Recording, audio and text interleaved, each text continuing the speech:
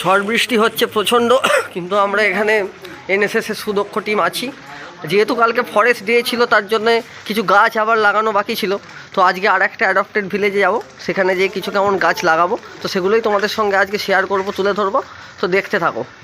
তো এতক্ষণ ধরে যেইটা বললাম তো সেটাই। তো আমাদের এখানে টোটো মোটামুটি রেডি হয়ে গেছে। তো দুটো নয় 3টে টোটো এসেছিলো। তো যাই হোক, জল বাদলে আমরা বেরিয়ে পড়েছি গাছ ডিস্ট্রিবিউট করতে, অর্থাৎ হচ্ছে স্যাবলিং ডিস্ট্রিবিউট ড্রাইভের কারণে। তো এখানে সব দাদারা বসে পড়েছে গাছ ফাছ নিয়ে, মানে কোলে গাছ নিয়ে বসে পড়েছে। তো অবশ্যই একটা গাড়ি এগিয়ে গেছে। তো কাকু বললো যে চলো তাহলে আমরাও যাওয়া যাক নাকি। তো আস্তে আস্তে যাবো। তো আমি বললাম কাকু এবার বেরিয়ে পড়ো। তো দেখতেই পাচ্ছ প্রচুর ক্লাউডি ওয়েদার। তো আমাদের টোটো ছেড়ে দিয়েছে।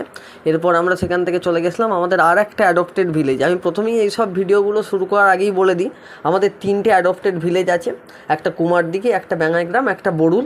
তো আজকে উপস্থিত হয়েছি এসে বড়ুলে। তো এখানেই আমরা আজকে স্যাবলিং ডিস্ট্রিবিউট